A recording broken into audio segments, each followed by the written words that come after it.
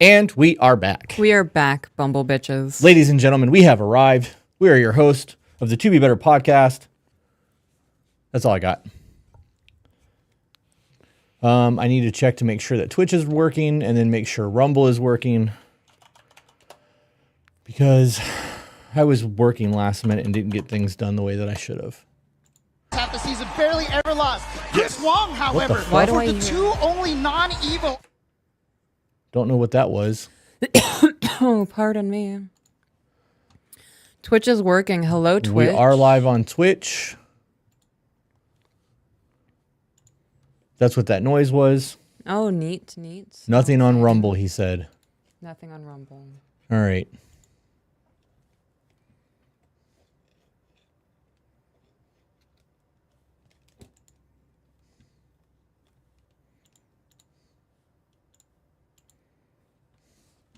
Give me a second, guys. I'm working on it.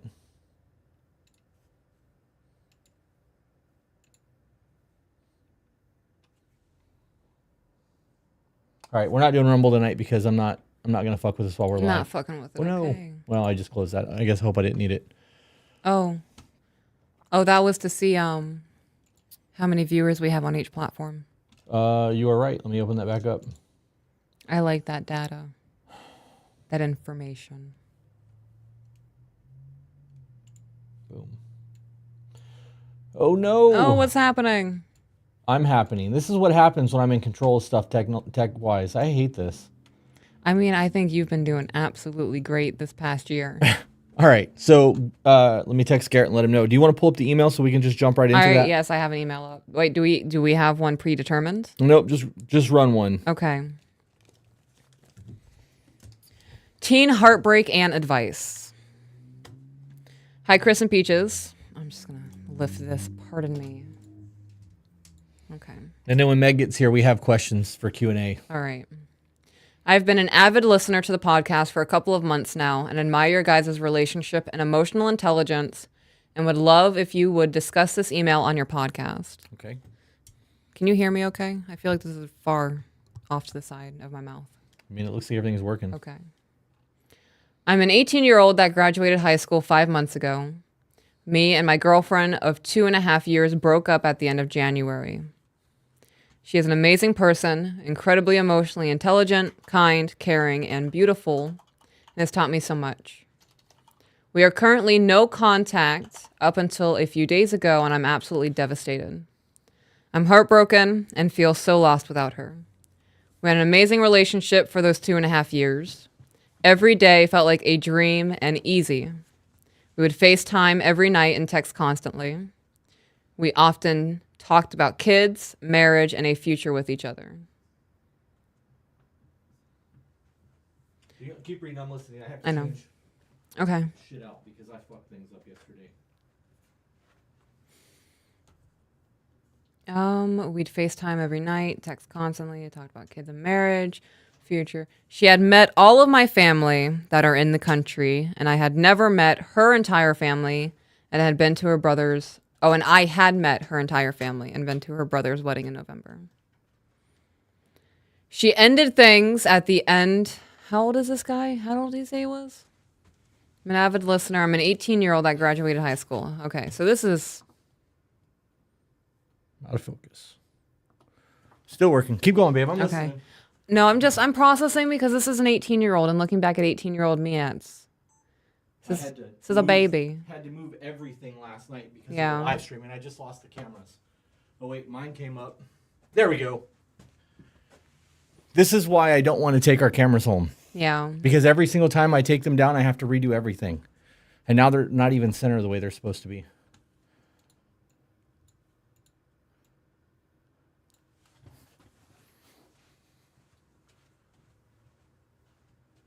Ow. You got shocked. Are you center? Yes.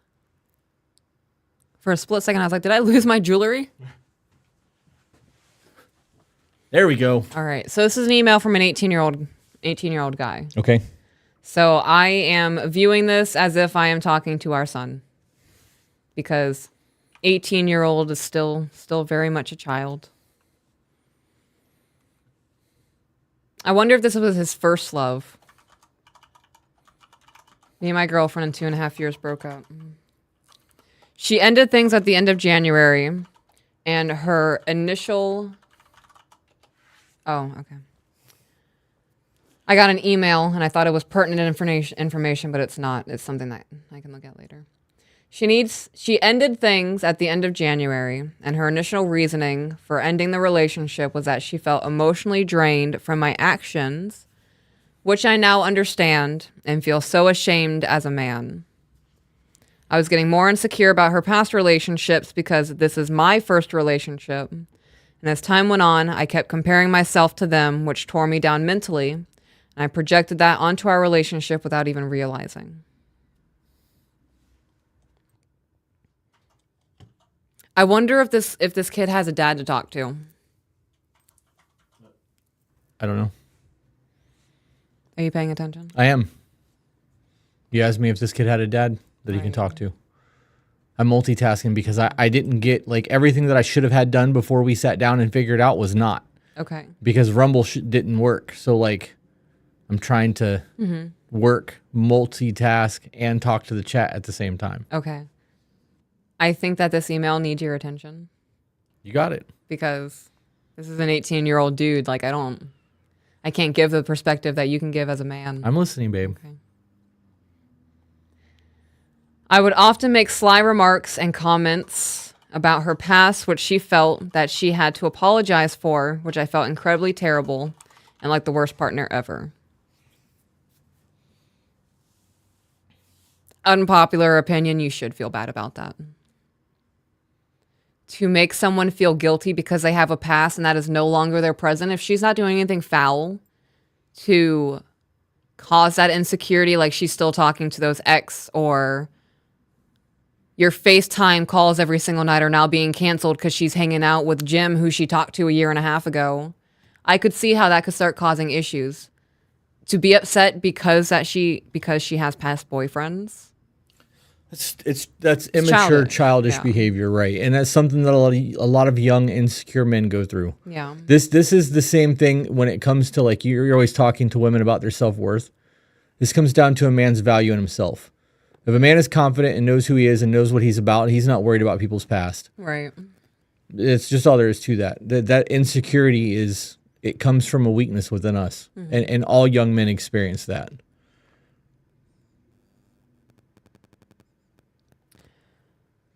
We couldn't figure out a solution for me to overcome this and work on this with her. She would constantly say it would get swept under the rug. I suggested more reassurance to make me feel more special and different to others, which helped, but the reassurance didn't last long. I felt as I could have spoke up about this, but didn't want to seem weak and insecure to her.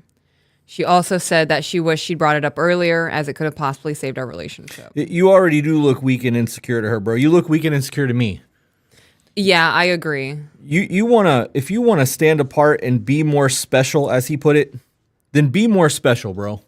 Just step your game up. Right. You don't just get treated special because you have the title of boyfriend. It's not participation trophies. This isn't Little League. We're not doing that anymore in life. Also, right. If you want to be that stand apart person, you need to be that stand apart person. It's not given to you; it's earned. So, sorry. This is simple things, right? Like, and I'm not even talking about like on a sexual level. For intimacy, it means a lot more than just sex. Buy her chocolates, take her on dates, be romantic. You know, you guys are young as fuck still. Women in the early 18 to 25 range has that romantic Prince Charming thing still at a base level within them. I truly believe that. You know, even with feminism destroying what a woman is, like I still think that is somewhere in a woman's brain. And that could be me being, a dumb dude. I don't know, but I believe that.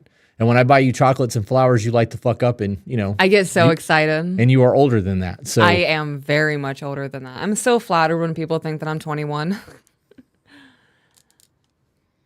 I wanted to touch on, I suggested more reassurance to make me feel more special. So you gave her something that she could work on to solve this. What was being done on your end to fix this? Because nobody can increase your self-worth besides yourself. Right. Excuse me. That's why it's called self-worth, not others' worth. Right. Right. Continue reading. Ooh, I see people subscribing on YouTube. Thank you, guys. Yep, I love it. You guys subscribing to the YouTube channel really helps. Our goal this year is 250,000. 250,000. Oh. I also made many more mistakes, which I take full accountability for. I let my own thoughts ruin me, which further complicated things. E.g., her after-school marks were really good compared to mine. I was so disappointed in myself that I couldn't celebrate her achievements with her, which I felt so ashamed for, and didn't do the bare minimum as a partner because I acted like a child. There's nothing you can do about it. You did it, but you know you did it, so you can change that moving forward. You should be cheerleading your people, especially if they're doing better than you. 100%. Right. We also weren't spending as much time together as we could have because of wanting to work so we could save up and travel together. She was also big on gestures and gift giving. I had bought her flowers every 2 weeks for 2 years straight, but about 2 months before our breakup, I hadn't gotten her any. I felt as if they didn't mean much to her and weren't special anymore. Right, because you did it on a schedule. That's one of those things that people grow to expect those things. If every Tuesday you went and got your hair and nails done and I paid for it, every Tuesday you'd be expecting the hair and nails. Right. Especially after 2 years. It's your normal routine. It shouldn't be like that. It should be at random. It should be a surprise. It should be nothing for a month and then something for 3 days and then nothing for a week and then 2 days in a row and then something for a week. And you know what I mean? Like, you got to keep you guessing. Element of surprise. Right. A lot of people do that, though, where they have scheduled gift giving, like every Monday. I'm going to get her a dozen roses. Yeah. It gives them something to look forward to in the week, right? To stop doing it because, quoting the emailer, I felt as if they didn't mean much to her and weren't special anymore. If that's just a base level assumption, you self-destructed here. Could be. It could be that he was expecting more than what she was giving. Yeah. You know, a lot of people really... You mean like reaction-wise? Yeah. Or? Okay. Yeah. You know, it's one of those things that people who are big gift givers want their people to be excited to get said gifts. When they're like, oh, thanks. Like, I'm one of the worst people on the planet to give a gift to. Yeah. That's it. That's all I got. I'm not... Right. So I don't get overly excited. So for people to give me gifts who are gift givers, it's not fun. Right. But that doesn't mean that I don't appreciate it. I'm just not going to do a backflip. I'm just not that guy. I get that. So if he was expecting her to be like you are with gift giving and she just was not even grateful for it or was like I am, I could see why he would want to stop doing that. Right. Because you feel like it's for naught. Why do it for 2 years, though? Like, why accept that lack of reaction for 2 years and then just suddenly go, never mind, this isn't worth it? Yeah, I don't know. Back into the email? Yep. I was also often concerned about spending money and wanting to save to travel with her, like we had often discussed, so I was reluctant to go on dates with her. I also felt immense pressure from her family to go to university, as they were big on school. I didn't want to seem like a deadbeat and not fit into dating, and not fit to be dating their daughter. Can we pause for a minute? Because dates don't have to cost you anything. Right. We do free shit all the time. Yeah. You know, you could, you know, if you're saving money to travel, you can buy like a parks pass for a year for like $100 that you can bring you and a car full of people to parks. And you can make a weekend trip every weekend to a different park in your state and just hike, take pictures, fucking do picnics, bring some fucking bologna sandwiches and sit on a blanket and talk about life goals. I like peanut butter and honey sandwiches. Whole lot of things that you can do in that moment to like create a bond that doesn't cost you shit.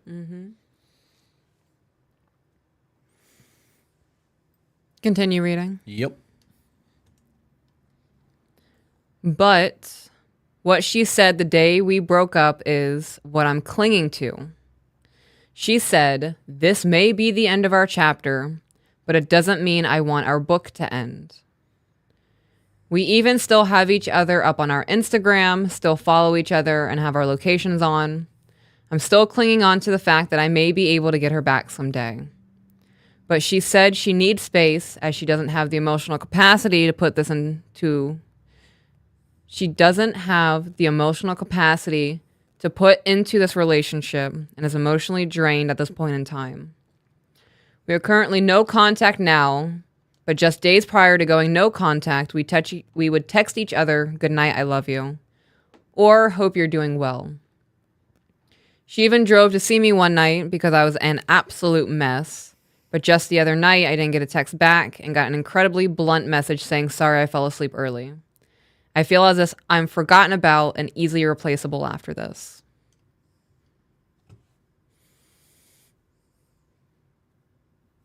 She doesn't owe you anything. Right. You guys are broken up.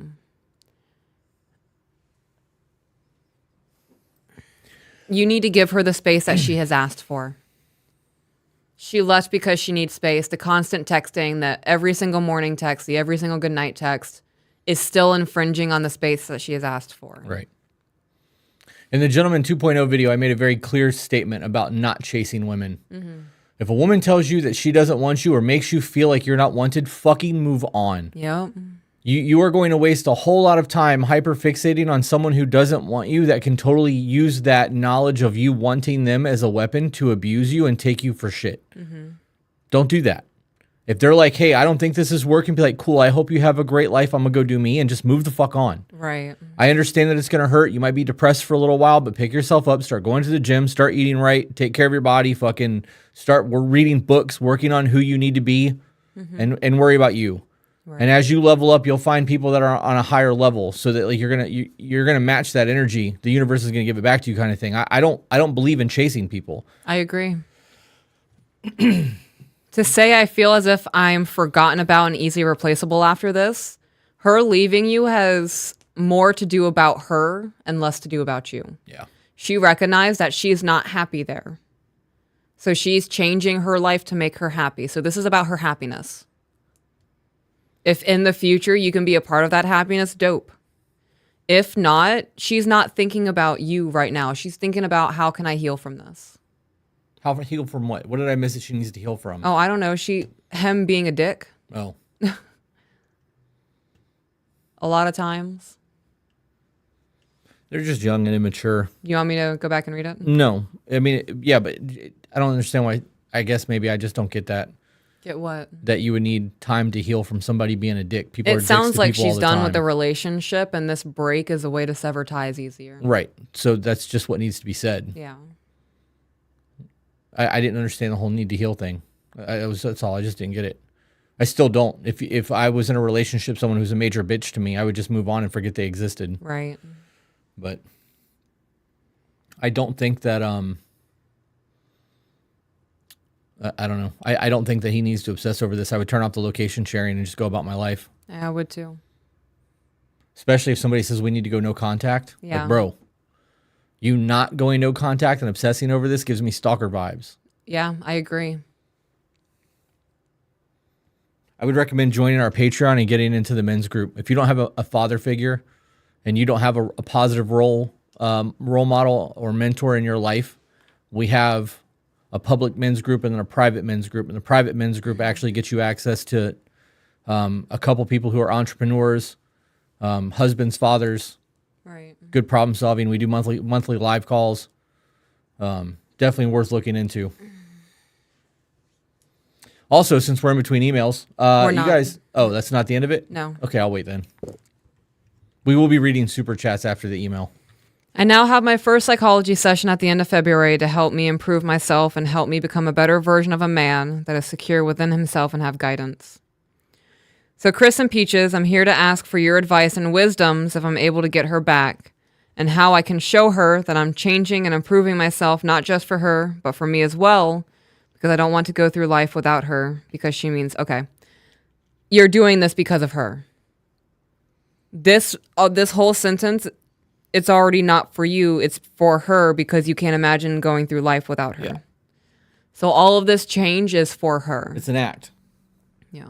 It is 100%. It's an act. It's a stunt. Like, hey, I'm going to therapy. I'm trying to be better, and I'm going to become a better man, and hopefully you'll take me back one day. Right. Like, I don't want to be the man that makes my woman cry. Yeah. I don't want to be the man who says shit that hurts my woman's feelings. Right. Yeah. Well, that's different. It is. That's why I'm saying it. Right. Yep.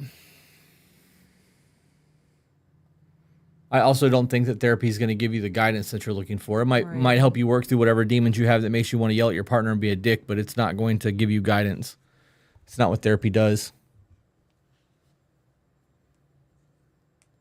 I think she's here.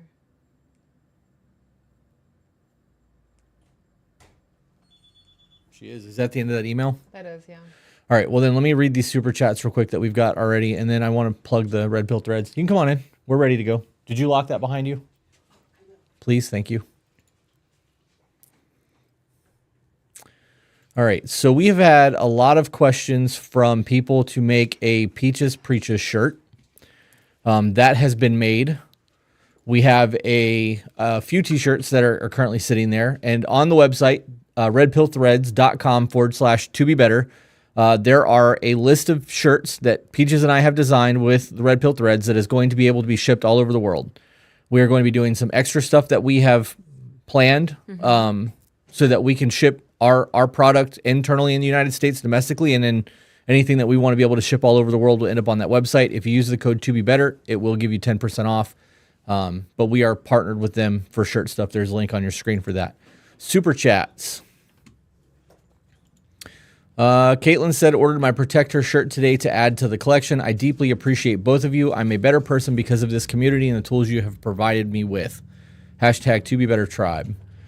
Cerulean Firefly said, haven't been as active present as usual, but able to catch tonight's live. Hope all is well. Was catching up on episodes I missed earlier. Y'all are still doing the good work. Thank you muchly as always. And then Samantha said, Chris and Peaches, how do you feel about magic mushrooms and microdosing for mental health? Love it. Yeah, we have to be very careful having that conversation because she's live on TikTok and we are live on YouTube, but we have both utilized those tools, and it's something that we both It's a nice little. that's as far as I'm going to go with that. It's something that we've both utilized. I don't want to condone anything like that, so do your own research, guys. Do you want to do another email and then get in the questions now that Meg's here? We can. All right, let me go to the other screen. Boom. Oh, got to turn our camera on because it's blurry. I can't reach that way. There we go. Okay. How was your trip down? The 1.5 hour trip took 3.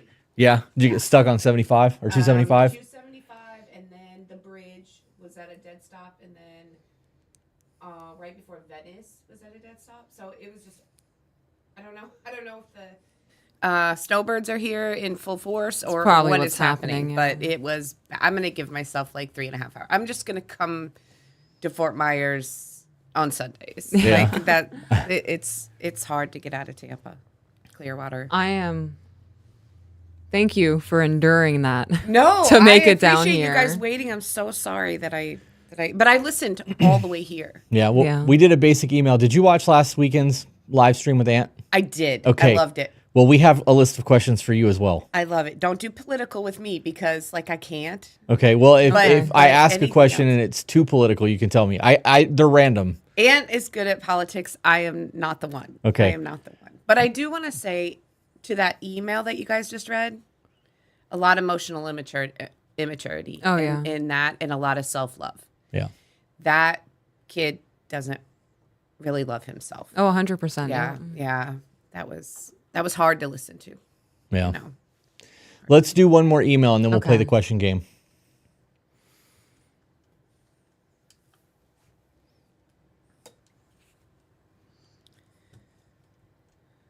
So this one is titled, oh gosh, it froze. Here we go. Communication with peace. First of all, I'd really like to say thank you. Thank you for showing me all the things I was doing wrong and how to do them right. I used to be so defensive, and that was due to fear of abandonment. Since I started listening to your podcasts, I have listened all the way through 11 so far. Buckle up. Yeah, you're at the beginning stages of this shit. It gets rough. It gets rough, huh? Yes. Yeah, wait until you get to the like 28 to 31s. It's not good. I was standing there with a metaphorical, like, what do they call the things where it's alcohol in a bottle and you put, it's a something cocktail and you throw it and it catches everything. Molotov? We don't talk about arson on this show. No? No. Somebody said, Meg, you didn't tell us it started. Were you supposed to tell people you were coming? I don't know who's saying that. XSOS Sports? I don't know. I don't know. I didn't. I was trying to get through traffic, people.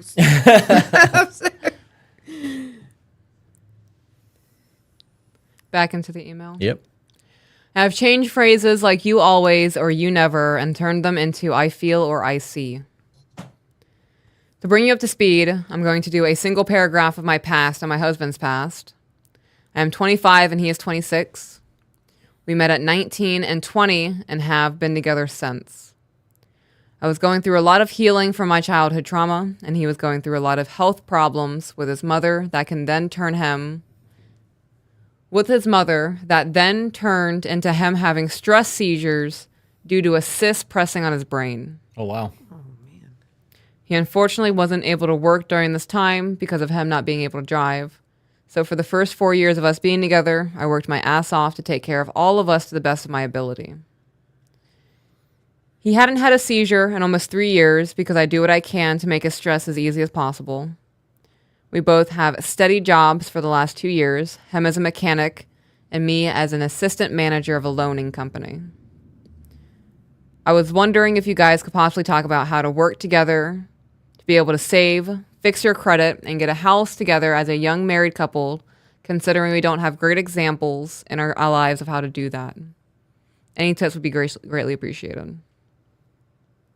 Well, so with the credit aspect, dispute everything on your credit report.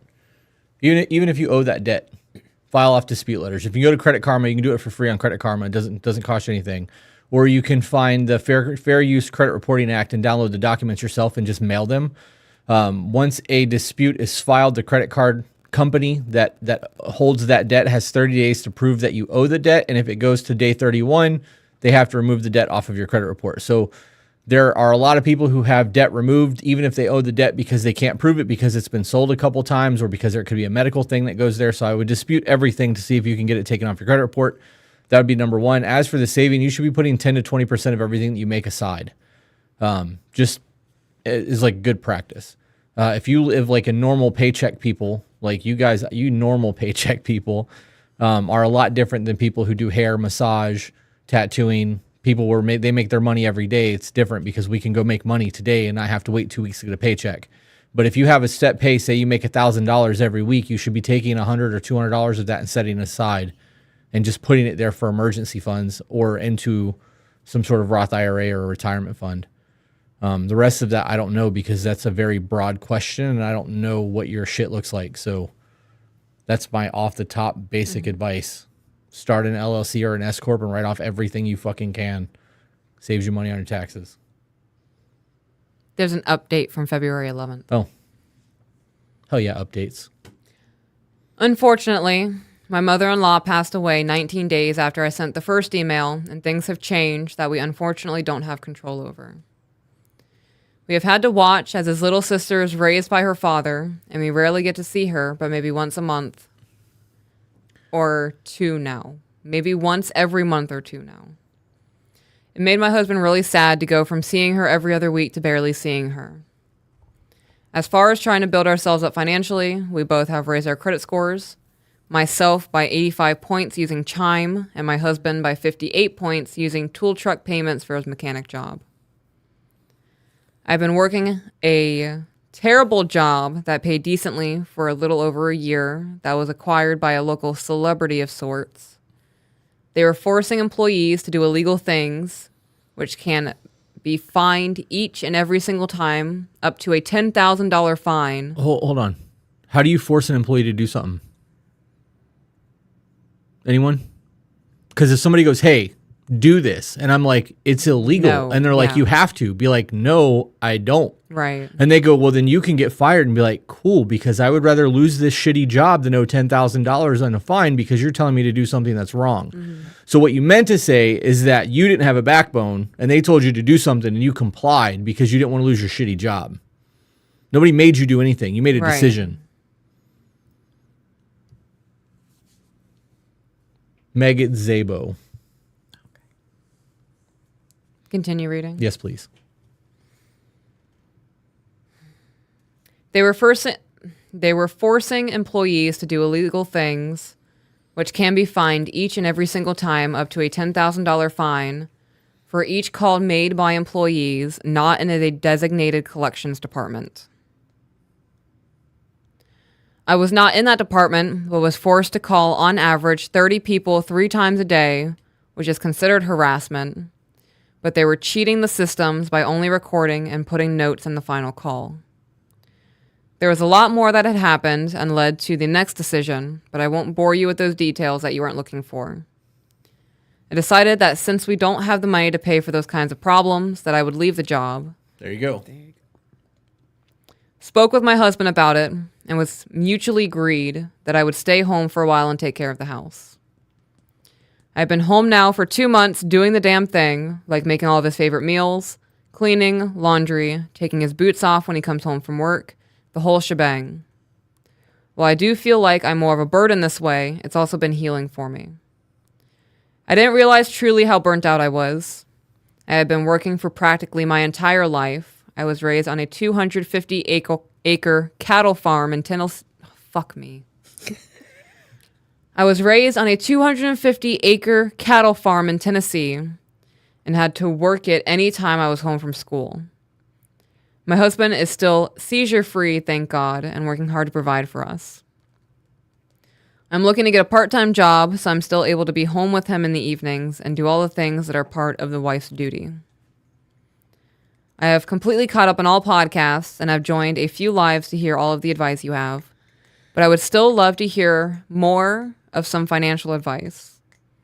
For example, my husband wants to open his own business one day doing fabrication. He is deciding between on cars or motorcycles. So what's some of the things Chris did as he was creating his empire that would possibly help my husband to understand more of the process of being an entrepreneur? How'd you build your empire, babe? One piece at a time. Whoops. Scene 3. So if you have a trade or you have a skill, the first thing you need to do is build a portfolio, right? Well, technically, because he's going to do fabricating, he's got to buy his tools. So he should be working to buy the tools now. So like over the next 5 or 10 years, he should be buying things. Create the S Corp right away so you can write all the shit off on your taxes. But buy the things. And then once you have it, you start doing jobs in your garage. You start doing like bike builds or car builds or whatever it is that he's going to be fabricating, welding, making cool furniture, whatever, and then creating a portfolio based off of it so he can design a website one day. Once he does that, it's just a matter of marketing, and that's a very different discussion and way not something that I'm going to get into on here, but I would start one piece at a time. When I worked at Level 5, was the last tattoo shop that I worked for that wasn't mine, my own studio, I ended up slowly replacing everything in that studio with my own shit because the owner was not involved. So if I wanted a new barber chair, instead of trying to argue with the owner to get the barber chair, I just bought the barber chair, took his shit and stuck it in the back room. So eventually my station was all my shit, my toolbox, my tools, my massage table, my chair, and then all of the other artists in the studio did the exact same thing and they had all their own shit. So when I went to open and all 3 of the artists that were there came with us, we had all that shit. I had an autoclave that was sitting already. Like I bought all my shit years in advance. Whenever I had extra money, hey, I know I'm going to need this thermofax, so I bought a thermofax. Hey, I know I'm going to need this acetylene tank, so I'm going to go ahead and buy that now because I have the money for it right now. I might as well go get it now so that when he's ready to open his business, the cost is already spent. It's not like a huge out-of-pocket thing because otherwise you're looking at 50 to 100 grand to buy all the shit you need and buy a space. If you already own everything, you're looking at 10 grand to find a unit and then maybe another 1,000 for insurance. I can't imagine it'd be a lot, but maybe if they're working on like, old cars or something, I could see how that would be a lot. But, to make running boards or, tire racks or whatever the fuck you're building, I can't imagine that'd be very much. That's my thought on that. I don't have really a whole lot there. I would need to sit down and talk to him to see where he's at to like create a plan, and that's more of a Discord conversation. Right. Do we want to get into what's going on in the chat right now, or do we want to skip that? What's going on in the chat? Somebody has a boyfriend who got his mom's name tattooed on his neck, and she's having a meltdown over it, saying that it's not fair to her to have to look at another woman's name on her boyfriend's neck. Her mother, his mother? His mother, yep. And people are saying she's insecure, and she's saying you're not seeing it from my side. It's just going back and forth. It's a lot. Oh, hey, holy shit, there's a $100 super chat. Let's read that instead. That's way more entertaining. Okay. Actually, baby, you read it. It's on your screen. There you go. I can't just jump from that conversation and drop that. Sure you can. Thank you for what you both do. 270 letters isn't enough to express our gratitude for the tools and the way you deliver your message. I believe you help more couples and individuals than you know. I know you both helped us. Thanks again. Thank you for the super chat. That means Thank a lot. you. It's amazing. You know what I heard today that I have to share everybody? People are like, Chris, please. Apparently they really want you to go. Have at it, babe. I'll wait. What? She No, said- I'm good. I heard today that even though we are not doctors or psychiatrists or licensed anything, the people who are licensed in those fields are failing. People are more sick than they've ever been. Food is not food anymore. Marriages are failing at high rates. People are on more medicines than they've ever been on. They're more depressed than they've ever been. And the people who are actually doing something are the ones who tend to not have those letters. And I'm like, damn, because you're not wrong. Right. They're not wrong. And I was called, for the last couple weeks, I have been catching a whole bunch of shit, right? And they're saying, you're a fake life coach. Well, what makes you a real life coach? Well, I don't know. Okay. Obviously some letters, and I call myself a perspective shifter. I dropped the life coach thing because it was, I don't know, getting crowded or something. It just didn't go with me very well. But I was like, what I learned, what I've learned by living it is a way more valuable than what I would learn going to a classroom and learning some, Freud or something. In order to help people, you help them much more by living through it, surviving it, getting better at it every day, how you grow. If you're a few steps ahead of somebody, you have something to teach them. Right. Why do you need the letters? And half of the people with letters, Have I no hear life all the experience. people. I hear no experience. And I hear all the people say, I've been in therapy for 10 years. Like, how's that going for you? You just wasted 10 years. Yep. They don't want to be pushed. They don't want, we push them. You pull no punches. I pull no punches. They're so used to being patted on the head and said, oh, your poor trauma. It's not about that. It's about surviving it. And I get so frustrated with that. Right. So I'm glad that was recognized, because that is Yep. it's one of the most frustrating things about trying to help people.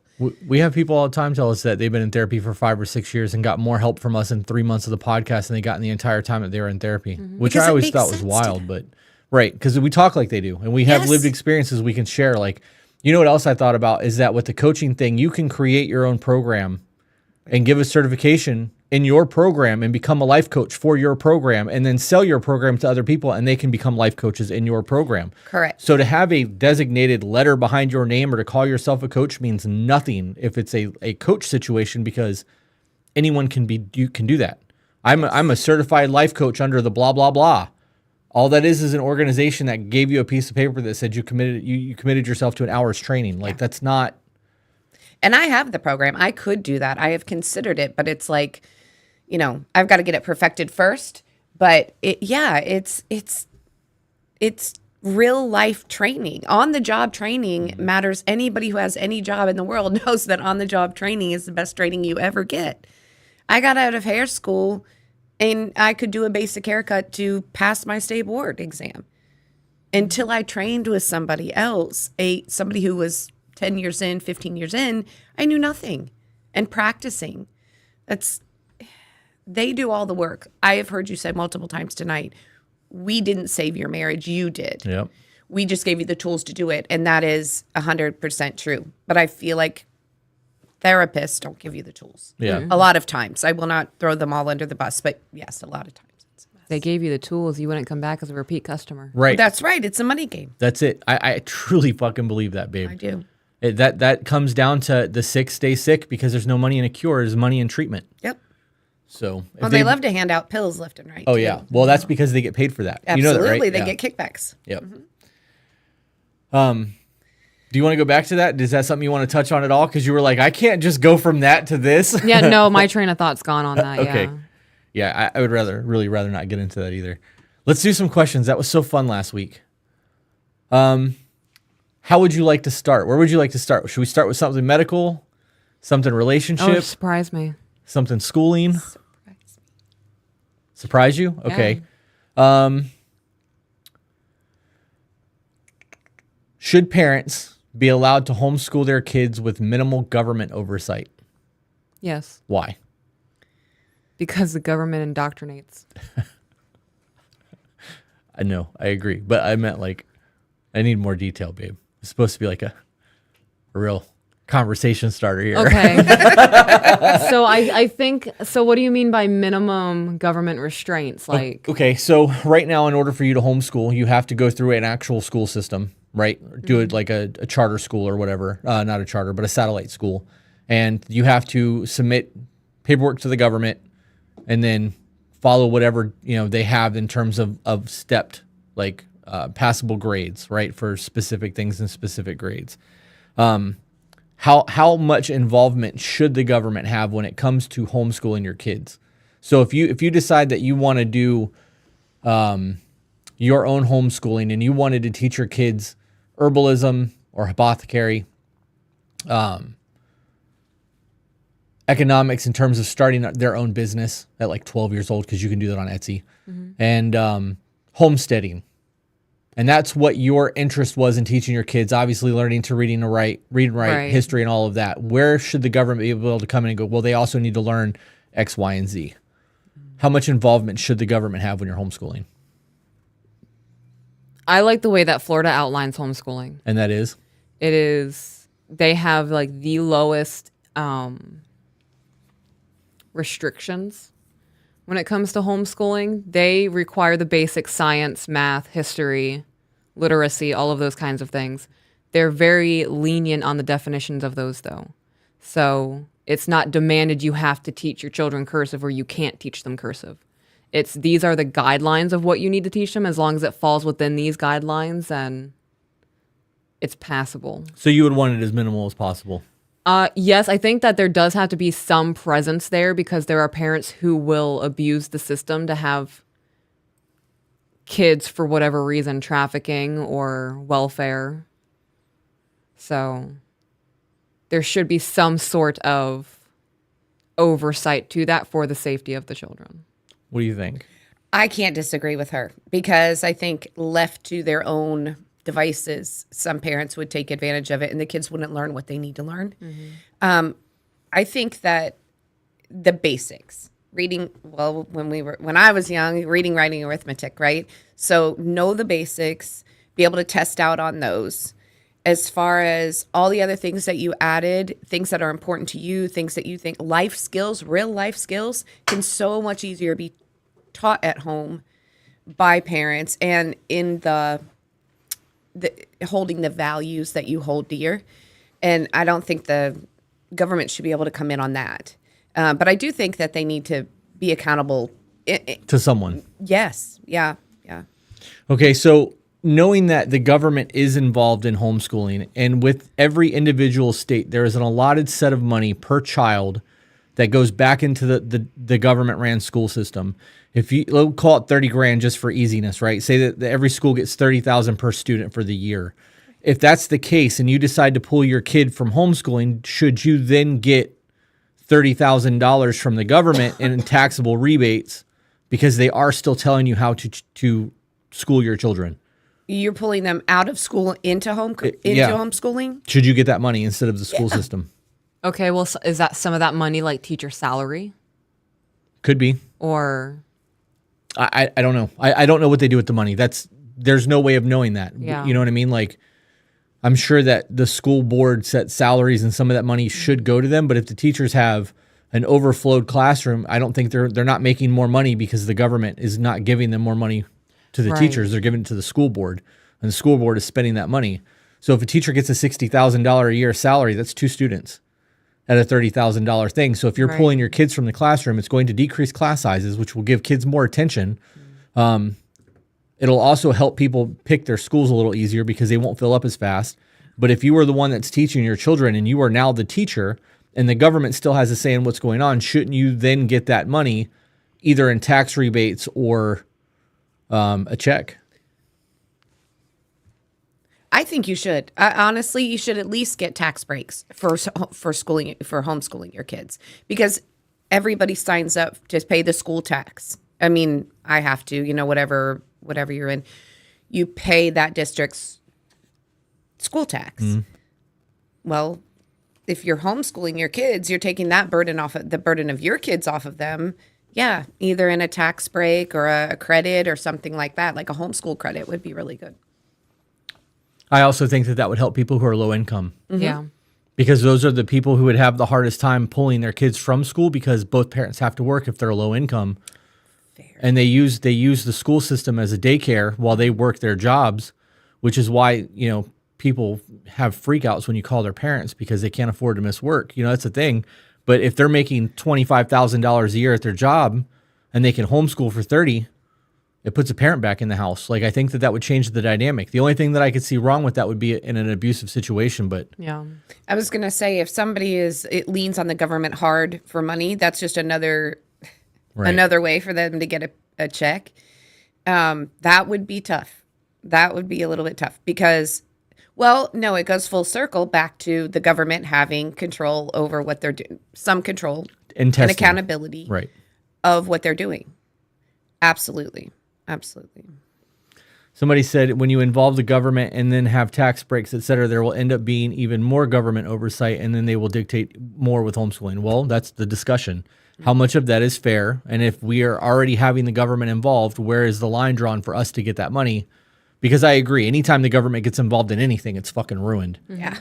All right, so let's move on to another question. That one, I'll delete that one now since it's done. Because we didn't get through all Ant's questions last week.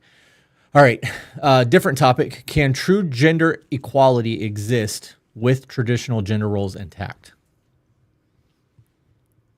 Genders aren't equal anyway. I agree. I was just going to say the same thing. We're all going to agree on that one. Yeah. Why equal? We're different. We're supposed to be. Yeah, there are some things that men can do that women just cannot. Correct. And there are things that women can do that men will never be physically capable of doing. So then what do you say to all those people who say anything that you can do, I can do better? Lies. Yeah, suck a dick, motherfucker. I was trying to be polite. Oh, shit. That's how we get kicked off YouTube, guys. Uh-huh. That's funny. All right, well, we all agree on that one. Can a father or a mother fulfill the roles of the other parent? No. You want to elaborate on that one? There was a moment as a single mother that I knew that I could not fill the role of a father. And it was when my son came up to me and said, "What's going on with my thing?" And I was like, "What do you mean?" Yeah. There's something wrong with it. It's doing something. What am I looking at? Like, I got nothing for you, kid. And then I thought later on down the road, like once my daughter starts getting older and she's dating, Mom, what does it mean when a guy does this? I don't have a dude brain. Yeah. I was never a 13-year-old boy. I got nothing. Ask him if he likes you. And if he says no, take it at face value. There are things that a mom will do that a father will never be able to understand.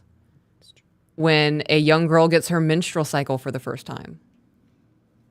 Unless that dad is like super stupid prepared and like has done all of the videos. But even then, if the daughter comes forward and says, I'm experiencing X, Y, and Z symptoms, of menstrual pain because every woman experiences it differently. Some things are cause of concern and some things are, well, women feel that. What do you mean by cause of concerns? For example, I'm going to repeat myself. If there's massive clotting. Okay. Is it something you feel or just something you see? Both. Okay. Some cramping gets to the point to where you need like an endocrinologist. I think it's an endocrinologist for PCOS. Okay. That there are things where there will have to be medical intervention on those. And if a dad has never experienced a period, he doesn't know the level of things and the intensities and what is cause of concern and what's not. Okay. So then what about people who say things like, speaking on like the nurturing aspect, right? Because men, you and I, we handle things very differently with the children. You are much more nurturing and mom and will let things slide, where I'm very militant and we're not doing that. So we have different responses from the kids because of it. Like the kids are, I almost said his name. Little man responds really, really well to me. And like in the mornings when you're getting him up for school, I can walk in there and be like, you up yet? He'd be like, no. I'm like, come on, get up. And he'll get up. He doesn't argue with me. He doesn't play the I'm tired thing. And I'll walk in there and be like, you dressed yet? No. Get dressed. Get shoes on. Once you're done, you can watch TV for a few minutes. And like, it's a very different conversation, but I'm also not like a, hey, good morning, honey. That is me. I walk in there and I'm like, wakey, wakey, eggs and bakey. I kick that door open. How'd you sleep, sunshine? Kick that door open and scream, breaching! Reveille! No, I don't really do that. But we do have very different parenting methods, and I think that young men respond to that differently from a man than they do a woman. If you were to be aggressive like I am in the mornings, waking them up, he's not going to enjoy that very much. With me, he's just like, it's okay. Pop says it's time to get up. I'm getting up, Yeah. What do you think in all of this? I think that each person, a father and a mother, a man and a woman, it brings different things to the table for the kids, and they're all important. And it was between girls going through, puberty and all of the things, and boys, going through all of their stuff. Each person, I was a single mom, but they had a really involved dad, so I didn't have to do that. But when I would have to pull out that role when they were with me, it was like, you're going to have to talk to your dad about that. But I do think that one tool that, single moms miss, because they're like, oh, I got this. I can be both. I have to be both, and I can be both. No, you really can't. Find a good male mentor for your kids, even if you're not involved in a relationship, and God, please pick a good man for your relationship for your kids. But there could be a coach, there could be a teacher, there could be a neighbor, there could be somebody that's a really good male role model to get into your kid's life. And it's a game changer. It really is a game changer, because we tend to be soft as mommies. So, we're a little more soft, and some kids aren't going to respond to that. They're going to rebel. They're going to, do whatever. And somebody with a little more of a iron fist with a velvet glove like you, or just iron fist, I'm not sure exactly how you come at it, but that is more effective for some kids. So I think it's really important to have, I don't think anyone can do both. Yeah. There's a conversation happening in the chat right now of people talking, well, what about same-sex relationships? I was just about to address that. So if two women are in a relationship, neither of those women can provide what a father can provide to those children. Right. And I will stand firm in that belief, whether that woman is super masculine or not. There's a difference between a 14-year-old boy being able to relate to his father about an awkward boner in science class versus his two moms. Right. Correct. Well, and that just goes to show, like, we have a lot of friends who are in same-sex marriages, and some of them do have kids. Mm-hmm. But there are things that we get contacted about in those relationships. Right. Because they need an outside opinion, because sometimes they don't know. And I've had 2 girls, mine and now yours, and I had no fucking idea about the blood clot thing. 43 years old, done this twice now. Like, I would have, that's not something I've researched. I've researched things that affect me, like postpartum depression, that affects me. Right. Hormones, and when you guys are going through menopause, will affect me.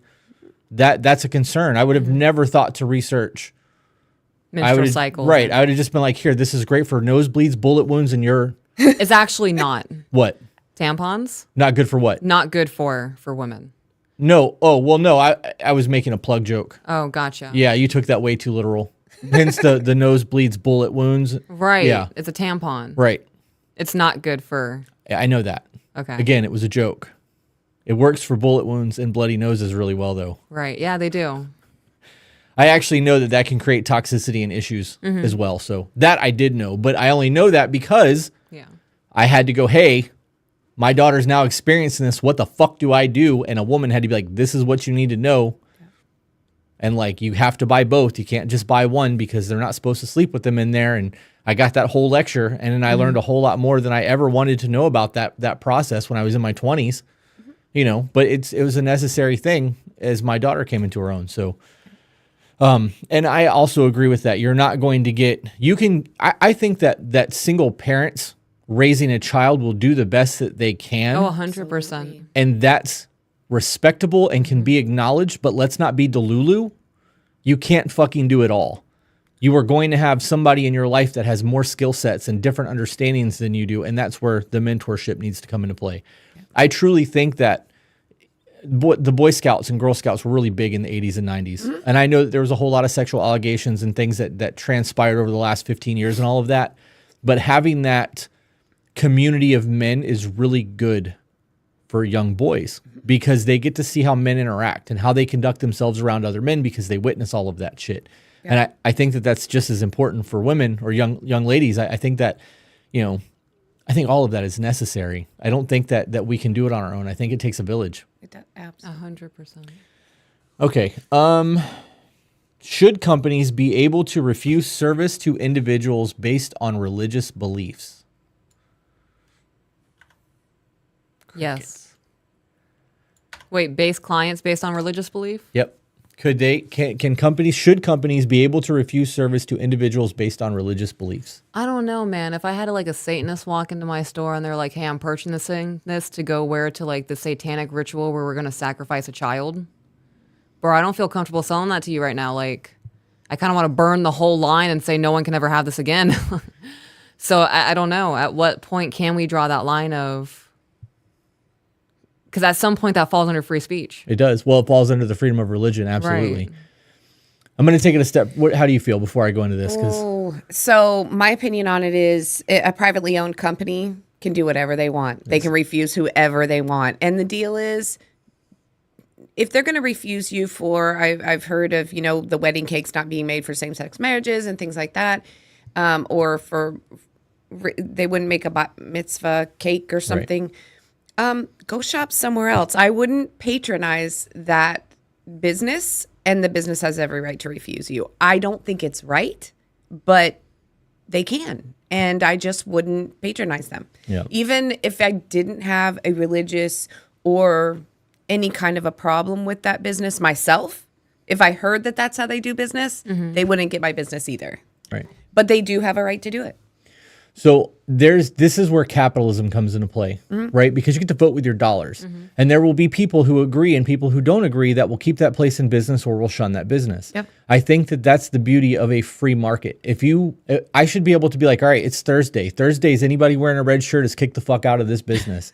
It's my business. Right. You don't have to like it. Don't fucking come on Thursdays, or you better wear something other than red. I don't even want to see pink, bitch.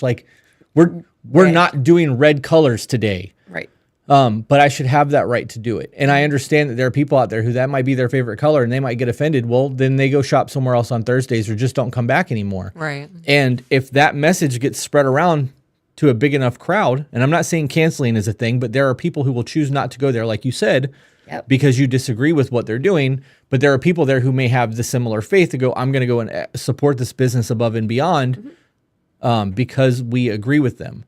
That is what free market looks like. And I think that that's necessary for businesses to be able to have that right. Because when you start infringing on that, we lose the separation of church or of government and state, like of us and them. Yeah. Because they're so involved in our businesses that they can dictate way too much. I think government regulation in business in general is a problem. Yeah. So. Well, do you think you guys both tattoo, right? Both of you? Mm-hmm.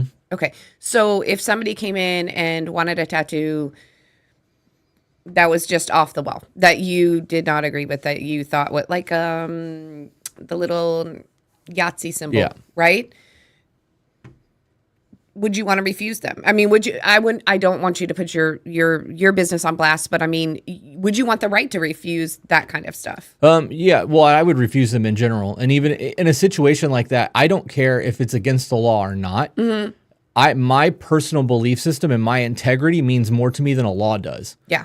So like if I see somebody in trouble and it's against the law for me to help them, I'm going to fucking jail. Yeah. So that's just all there is to that. But that's a difference in me versus the way a lot of normal people think. But I do believe that any business should have the right to refuse anything for any reason at any time. It's theirs. And then with the government being involved in terms of like, I understand the need of the FDA to make sure that we're not putting harmful things in, but the FDA needs to be regulated more than the businesses who are using the products need to be regulated. So like, people need to be really trained because you look at things that happened in like Michigan with the water.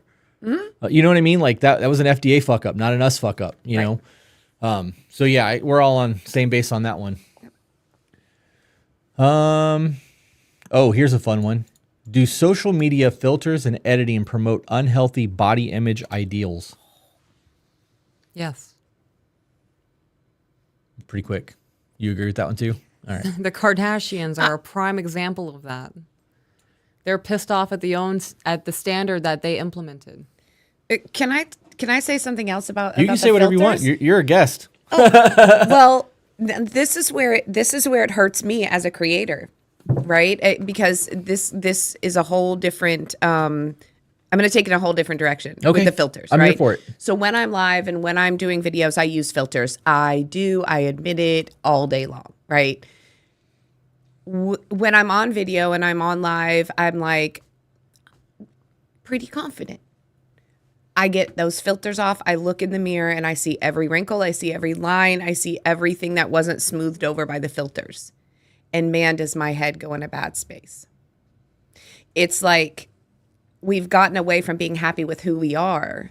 And I'm almost shocked at what I look like on a normal Zoom call or something without filters. So I think it has to do with a lot too with your own self-esteem. Drop the filters. Meg, drop the filters. Why do you use them? Because I got old. I honestly use them more now than I ever did because I don't feel like the person I look like in the mirror. So I'm 51 and my face has suddenly aged greatly in the last year. It's a lot of stress after the hurricane, a lot of things, right? And I'm also just getting older. And I don't like that. I don't see, that's not the person I feel like on the inside. More of the filters where I look like I did 10, 20 years ago, 10 years, not 20 years ago, a few years ago, feels more like I do on the inside. And so it just makes me more confident to be on there. It hits me in a weird place with my self-esteem when I see my actual age showing on camera. So then, did you ever think it would get to that point with using the filters and shit? No, at first it was just, it looked smooth because, I film off of my phone and it was, the cameras are kind of, and then, so it just looked more smooth and put together. And my makeup, I'm not great at makeup, so it would make that look okay. I didn't realize the toll it would take on me personally and on my self-esteem personally because I literally hate looking in the mirror now. Do you think you would ever do Botox or anything like that? Yes, I have before. You've done it or you've thought about it? Okay. I've done it. This was probably 5 years ago that I did Botox and I did my forehead lines and like the doctor that I saw said, are you surprised a lot because of that? I said, yes, I think I am, so I got them done and it was actually just enough to feel like I looked rested and it didn't bother me so much. And then with that, no filters, I was fine with that. I would literally go under the knife with my entire face. Really? Oh, yes. Yeah. And that's awful to say. I didn't think I would ever get to that place. But yeah, I would do that. I would have a complete facelift. Did you have a super, in-depth skincare routine when you were younger? Has that ever been a thing for you? Heck no. Well, I don't know. I mean, no, I really didn't. I was always complimented on my skin. My skin was always really good. I do wear sunscreen on my face only. I don't wear it anywhere else, even living here, which I don't recommend to anybody. So don't take that. It's just my age. I'm the youngest of 13, and I see my sisters aging, and I see myself kind of following just a hereditary pattern. But yeah, I am all about not aging gracefully. It's terrible. do you think that would ever be a thing for you, babe? What? Everything that she just experienced? Because I mean, you have a skincare routine. do. Like you spend. She spends a lot of time in the bathroom Thank you. and in the tub and taking care of yourself, and like you're making sure that your youth is still there. But we had a very in-depth conversation about Botox and botulism the other morning, which is why this is kind of like catching me off guard right now, because this was like 3 days ago. We just had this conversation. Yep. Because we have a friend who got a bunch of Botox. I think the most that I would ever do is like the neck lift. To like pull this up. Yeah, where that like gobble neck comes in. Get that pulled up. This. But I think that's all that I would do. I have that. Yeah. Yeah. Yeah. I do. Yeah, that's probably it. I wouldn't get anything done to my face. No Botox. Okay. I'm excited to have wrinkles. Are you? I am. Why? Because I never thought that I would live past the age of 27. So the fact that I am going to get to a point to experience aging and having wrinkles, I'm pretty excited about it now. Do you think that that's something that's just instilled in you? Do you think that's something that you've been taught that's just subconsciously been there because we're told we're not good enough and we're going to age, and as we age, we need to have these things? And Well, there's a couple of things with that. For one, I don't think it would have happened if not for the filters on the camera. okay, I really don't. I think I would have just aged and not really noticed it or whatever. If I would have noticed some things, maybe I would have, done a little bit. Just commercials and like, I don't like these lines. I had a thought and it went away. Why does that happen? Instilled in me? No, I think that's just that's my insecurity. And I'm also a 51-year-old single woman, which if you listen to a lot of people, and I don't believe this, but they will say that we lose value with age. Women do. And we are traded in a lot for younger women. And so I think that's just a thing that makes me a little bit insecure, is that, oh gosh, if I start looking my age, I will be passed up for women who are younger. And I don't pull that out of the air. It actually happens. right. Some people really like older women, and then the wrinkles and stuff are okay. But for me, going back into a dating world, if I ever decide to go there, that is a concern of mine, to not look so darn old, because I don't feel it. So I would like this to reflect how I feel more. And I'm not talking all of the things, but just, I know I said I'd get a full facelift. That's probably because, I need. Well, we've actually had that conversation about age being a depreciating asset. And for a woman who only has her beauty to offer, as she gets older, she does become overlooked for younger women because she has nothing of sustenance to offer a man. I think a lot of that comes more into your personality type and your willingness to be a partner versus a combatant. Absolutely. And when I have been, the older millennial is one who fights that battle pretty hard. And I told him, I said, he said, what does an older woman have to offer that a younger woman can't do better? I'm like, there's a lot. We have emotional maturity. We have the ability, like, I feel like now taking care of a man, because I'm a traditional person too, that taking care of a man I would be better at it now than I was when I was in my 20s, in my 30s. I'm less selfish. I'm more aware. I know people better. I bring experience and I know what I want. Experienced a lot of things, so there's a lot I think we have a lot to offer men, even at our age. Yeah, that's crazy because I think that that's the same argument that I make for older men, because we mature a lot slower than you guys do. I'm still a 15-year-old trapped in a 43-year-old body. I laugh at farts. Like, I am a giant fucking child. To be fair, so does she, though. Right. So it's one of those things that we mesh really well because of our age gap, I think, kind of balances. Yeah. But who I am now is not who I was when I was in my 20s. And there's no way I could have landed her in my 20s. Like, she looked right past me. There's no fucking chance. I would have crossed the street. What is You the would've. age gap? If you, I don't know if you guys have said that. We're a little over 10 years. Okay. So my biggest age gap was 23 years Yeah. and my longest relationship with somebody 23 years older than me. And we just matched on vibes. We Yeah. matched on attitude, we matched a lot of different things. And the age gap just kind of Disappeared. Yeah. I don't think it's a thing. But I can't say I would date younger. No. Well, it's because men are children still in our 20s. It's different. Yeah, it's different. I also have a 33-year-old son. So if I'm going to date younger into the 30s, I'm like, no. I have a hard line between you have to be older than my oldest son. Gotcha. All right, so let's move on to the next one. How will AI change the medical field? Like Black Mirror. I need you to elaborate because I only watched a few of those. There is a Black Mirror episode where this doctor becomes part of this experimental program where he's able to put on this headset, and then there's a corresponding one that goes on to the patient, and he's able to feel exactly what the patient is experiencing. So he can diagnose it immediately, appendicitis, fracture in his femur. Like, he knows what's happening.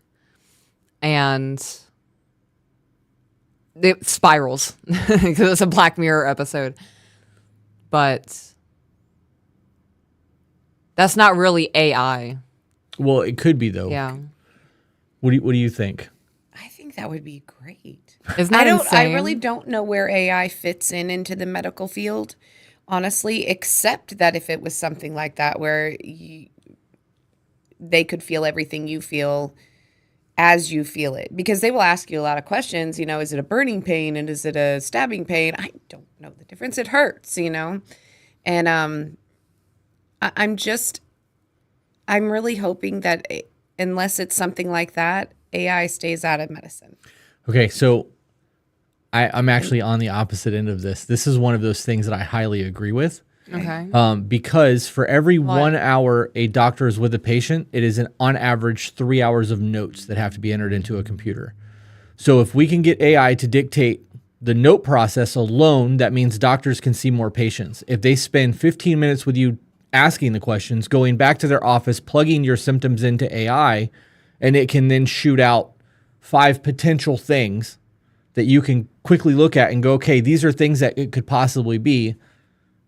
Let me ask you these further probing questions. That then turns multiple doctor visits and problems into an on-site quick evaluation using medical technology that's way faster than our brains. And as more symptoms are used from multiple people across the world being punched into these systems, it will then narrow those things down even more based off of those symptoms. So in a year, you can go, okay, what are your symptoms? They can go in there, punch that in, and within 10 minutes, you would have a diagnosis.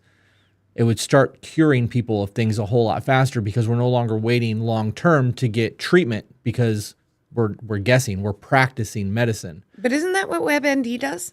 No, WebMD throws a whole lot of potential bullshit at you because we're not doctors. We get on there and throw, you don't ever Google your symptoms, you're dying. It's cancer and you've got a gastric bypass or some shit. I don't know, like Panic. right. Yeah, But that's what happens. If you have an AI program that's based on medical records and it's able to look at based on your medical records. Right. Got it. Yeah. or even being able to crawl through all of the medical records of patients in the United States because it's not going to be able to be accessed by people.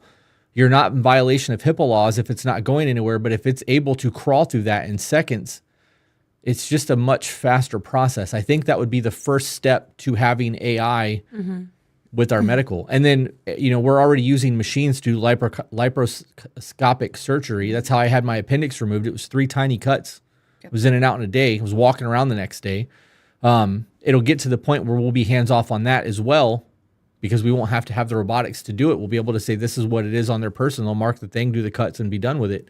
And eventually the machines would be able to do that probably more precise than we will. I don't see why it couldn't do that. If we're able to laser engrave with fucking extreme precision and create details in metals, why wouldn't we be able to eventually program a machine that the AI can learn and like teach itself the more efficient ways to keep us alive while doing these things? I think that's a great point. I was having a hard time plugging AI into the medical field, but absolutely. Absolutely. Jenny just said, I will have to do more research. I think maybe I am misunderstanding the concept of our current AI because this still sounds like a search engine.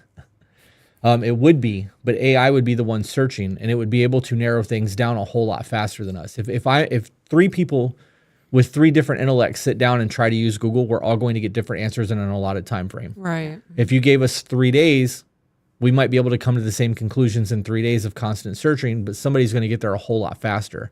And having AI be able to do it through multiple search engines or medical guides or other patients' records who had similar symptoms with a smoker for 35 years who's also been an alcoholic, Right.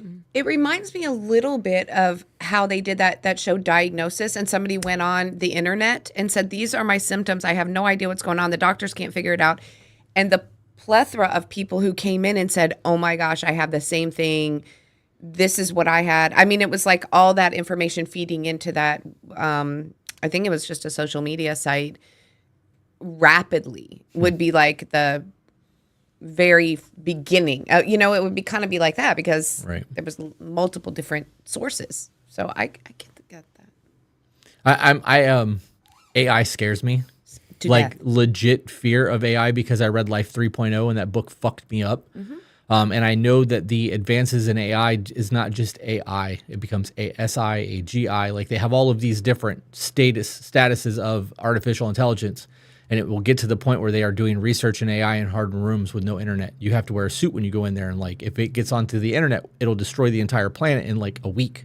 Oh my God. So I have a friend that's in communications infrastructure for the DoD. And he would come home and he would say, the only thing I'm afraid of is AI. Yeah.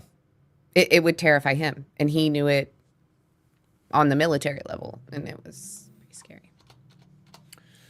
Should doxing be classified as a criminal offense?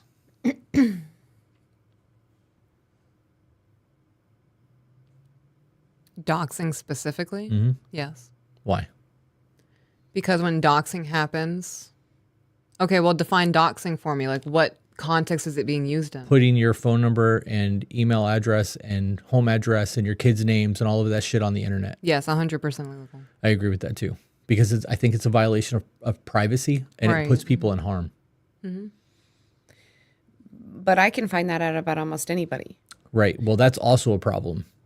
So I think doxing, publicly doxing someone, like on a social media, should be an offense.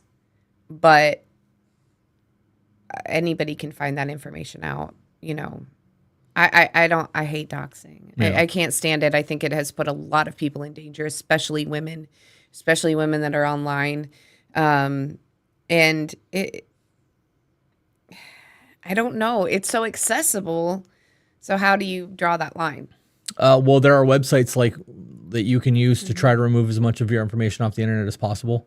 Okay, like scrubbing. Yeah, scrubbing. Yeah. There's Delete Me is a website. There's a few of them out there that go through and remove things like that, and it can pull your court records down. Like it can make things a lot harder for you. I think that voter registration should be private. I don't think that people should not be able to see your political affiliation if they search your party. Yep. Or your local whatever. I think that all of that shit should be private. I think that if we are wanting internet anonymity, and you can create an email address under Jane Smith 1234, and you don't have to put real information there. People don't want their information out there. I think that in order to have true anonymity like that, they need to remove a lot of people's public data off of the internet. And I think the only way to do that is if government was able to somehow step into corporations, which falls into the argument I had earlier about being able to do whatever you want, to make it so they cannot collect that data. The problem is that's marketing. The more data they have on us, the more they can sell us shit, and it's just a big conglomerate. Yeah. But I think that shit needs to be, that really falls on us though, because if you read the user agreement, if you want to be on Facebook, you don't have a choice but to follow the user agreement. You either agree to their terms of service or you don't use the fucking site. But if people actually read the terms of service and understood what it was, I think a lot of people would probably opt out for using that site because of the amount of data that it collects. I read one the other day that popped up, and it was for gifts. Like it was for GIF app on my phone, and it said it was probably the first time I've ever read through the whole. This is what we do with it, and they literally keep track of everything you type into there, everything that is said.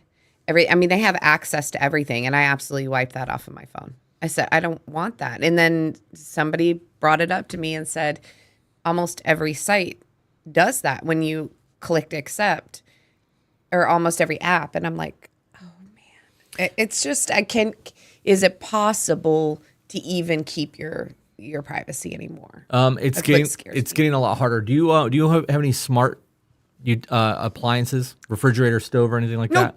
None of that connects to Wi-Fi? No, I only have an Alexa, which is unplugged right now. And she kind of freaked me out a little bit, but I didn't do the smart home stuff. So Alexa is one of the only things that can violate your Fourth Amendment rights. It's in the user agreement that a sheriff can walk into Amazon and ask for the data that's on their file, and Amazon will give it to them. And it listens 24/7. So if you have an Alexa in your home, it is listening to your conversations all the time, and a sheriff's office can go right in, demand those records, and Amazon will hand it over with no warrant. It is the only one of the listening devices that has that built in. But if you have a Samsung refrigerator or an LG and it connects to Wi-Fi to update, and it has free range to the internet that it can do that, all of that will pass your information on to whoever the manufacturer is, and they can then sell that data. So if you have a smart fridge that updates to let you know when your water filter needs to be replaced, right? Everything that thing hears also does the same shit. How many times a day your fridge is open, what your power consumption looks like it collects all of that data. And there's nothing you can do about it because you can't turn that off. The moment you plug your refrigerator in, because you bought a smart refrigerator, you're agreeing to the terms of service with it. So I have a smart TV. I have 2 smart TVs in the house. Yeah. I don't know about doing smart that. TVs. They're running off the Wi-Fi. I would imagine it's the same thing though. It would track all of your search results, what you're watching, how long. Wow. Yep. Yeah, the Apple I feel invaded. Apple Provision or whatever that just came out, the new VR thing that they have, the augmented reality. It's not VR, it's AR.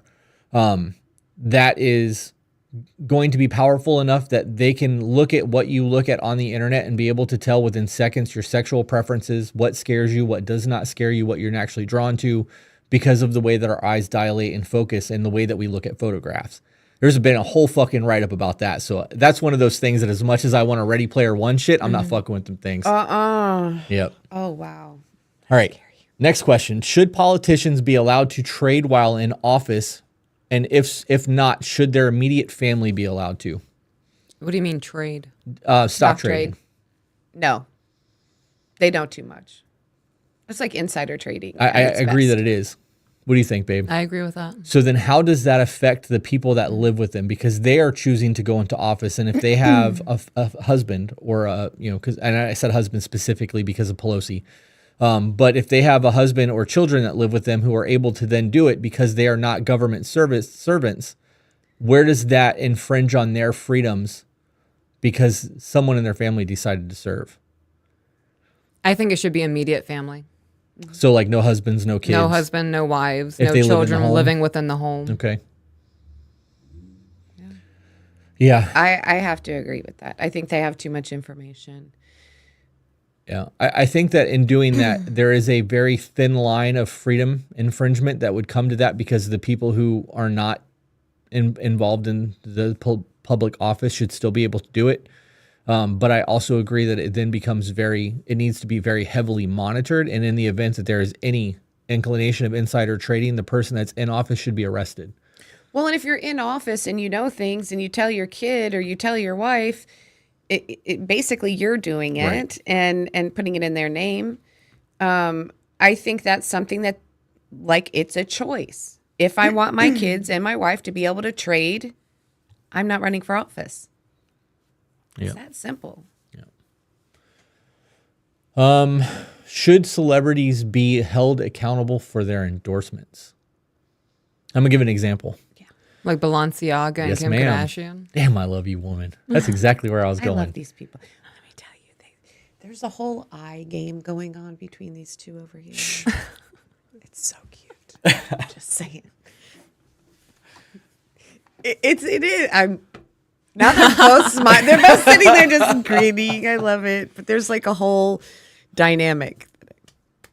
There's an energy you can I feel. feel like I need to turn my chair around and look at feel the like wall. like blushing and shit. Stop it. Yes. It's cute. It's I love it. But yes, that was exactly the example that I was going to give. So repeat the question again after you've given the example. Should celebrities be held accountable for their endorsements? Yes. How does that look? Because of that, when I saw this question, I'm like, oh, Balenciaga. Right. Right? So like, how does that look? How do we hold them accountable for those things? At what point is it not just a job? Right? If there's something that's going on that's harming children and Right. if some famous person steps in and is that paid endorsed spokesperson, You vote with your dollar. okay, so how do we hold them accountable in that situation though?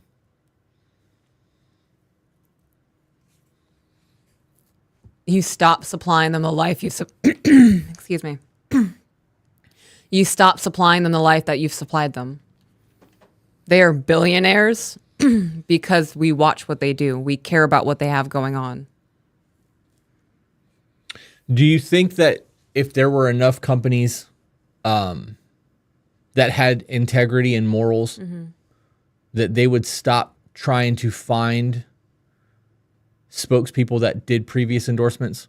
Like the Balenciaga thing. Right. I don't remember who that was. It was a Kardashian, right? Yeah, Kim Kardashian. Okay, so it was her. So moving forward, any company that, because that's where the change would happen, right? Obviously, Balenciaga owns Coach.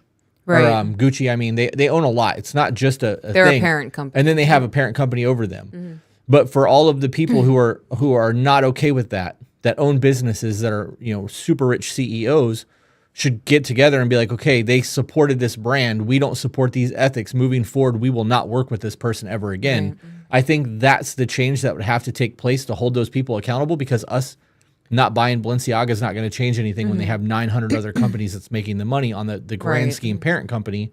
It's no different than Bud Light. They'll just get rid of that brand, create another one that's the exact same product with a different name, and then find new people to endorse it. When what really needs to happen is we need to hold the people who are endorsing those brands and working for them as the face of the brand accountable. What do you think? I don't know anything about Balenciaga. What is this? So what happened? Balenciaga came out with an ad that involved children with teddy bears that had on BDSM type harnesses. Oh heavens! And there was paperwork in one of the shots about a case specifically regarding on whether or not child porn should be illegal. I can't believe you didn't hear about that. That was a really big deal a couple years ago. No, I didn't hear anything about that. Yeah, it happened about a year ago, and now people are upset because Kardashian has been like kind of their person for a while. So when that photo shoot happened, everyone looked to Kim and was like, "Okay, so what are your thoughts on this?" And she's like, "I'm gonna take a step back, guys. Like, this is not my wheelhouse." And now a year later, she is the spokesperson for Balenciaga, and absolutely avoiding everything in regards to that photo shoot a year ago. You can't undo the photo shoot from a year ago. And to me, I would look at somebody like that. I don't hold the Kardashians in any regard anyways, but so it's typical for a Kardashian to do that, in my opinion. Yeah, I don't expect them to have morals. No, I don't either. But somebody that I thought that, I mean, I would, if it was anybody but them, it was somebody I did like. And they signed with that, on with that company, knowing what they had done. They should be accountable for what they're. You're co-signing. You are co-signing. People have said, and this is so on a little scale, but on a real people scale, I get asked all the time to like represent products, right? If I don't like it, I'm not going to tell you I like it. Yeah. I'm not going to back them up. We get that too. So- We've actually turned down quite a bit. We've turned down a lot, especially through iHeartRadio, because they just send out, hey, this person wants to do this ad. Do you want to do that? Yeah. What's your demographic? Who's your target audience? And well, I'll give you that information, but I want to know who you're trying to sell us on, because if I don't align with that company, I'm not fucking selling it. Exactly. And now, the people that we deal with through our marketing agency for that is through Spreaker. When we had the last call that we had, our podcast comes up on their weekly meetings or monthly meetings frequently because we have one of the largest turnover rates in terms of people buying the products that we endorse, because the people who listen know that we're not going to just take a paycheck. Like, Exactly. so they're like, how do you do that? And I'm like, well, we don't do anything but read the fucking things that we type up, but they know that we're not going to endorse something that we personally don't believe in, and they believe in us. So it comes down to an authenticity and people trusting what we're doing. It does. So. And so I guess because that's my mind frame. That's my frame of mind. Those are my morals. I'm not going to tell you that this is great just because they pay me to tell you. If it's not great, I'm going to tell you it's shit. Yeah. You know, I've told everybody who has asked me for an opinion, you know, can you do a 30-second spot on this? Yeah, if you want the truth. I will tell the truth. I will not go by your script. And if they say no, you have to say you like it. I'm like, I'll if I don't like it, I'll pass on it then. And so because I have that morals, I would expect that out of somebody endorsing another product, I guess.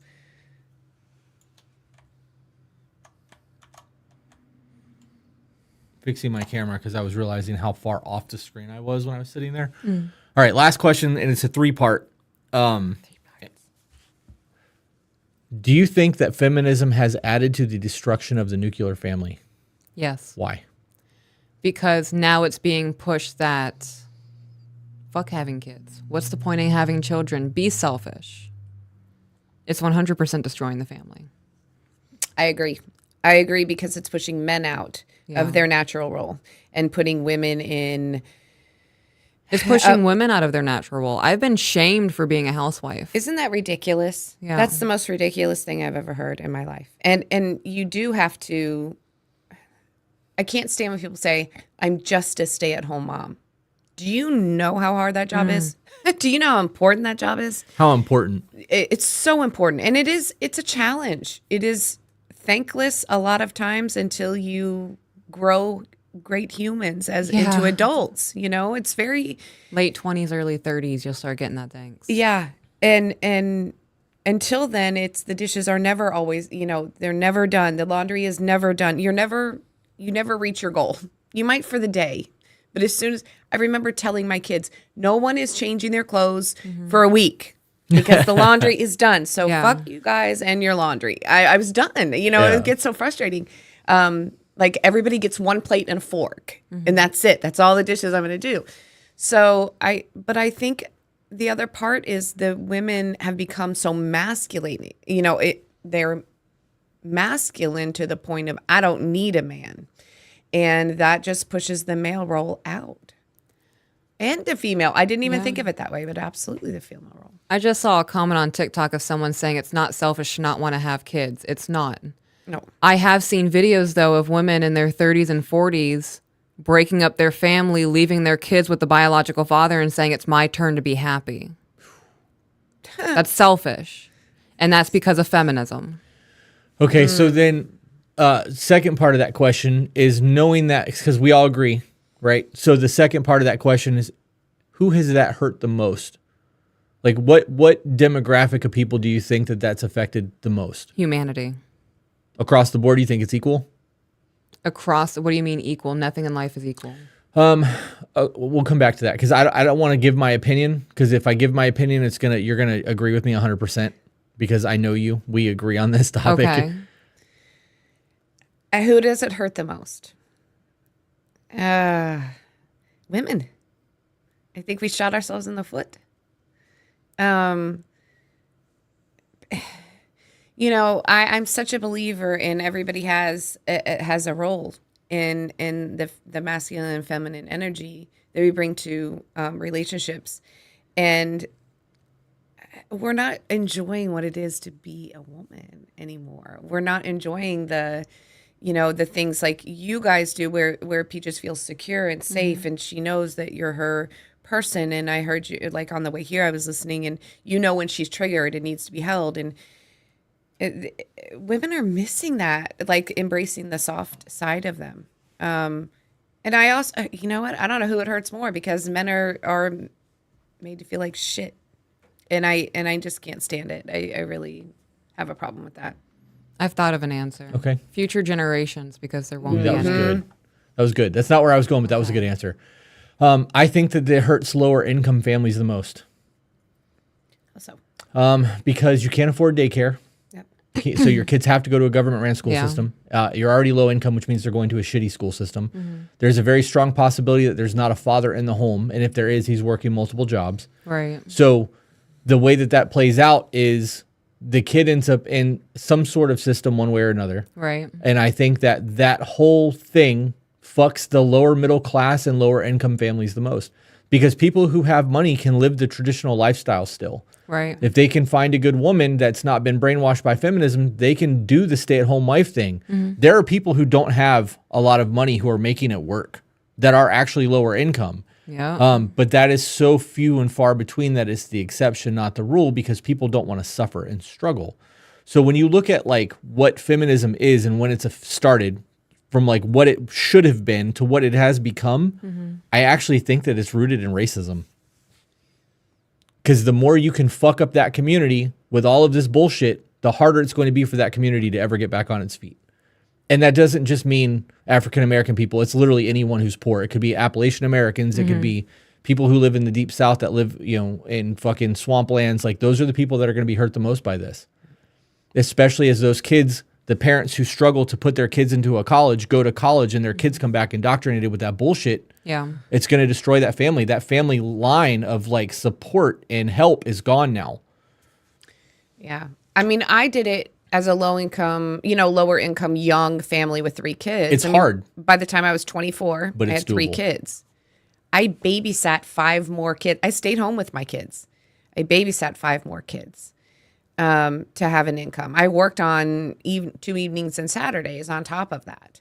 I was still a very traditional stay-at-home mom, but my sisters did it too. That's how we added to the income so that we could be traditional wives. So if they're saying they can't do it, that's an excuse. They can. They can do it, unless there may be a single parent. But like a lower income family, there's ways to, you've got to work. You've got to work at it. But there are things that you can do from home to be the traditional stay-at-home wife and mother. I agree with what you said so much that even though I think my answer is still very valid, I think that you're right.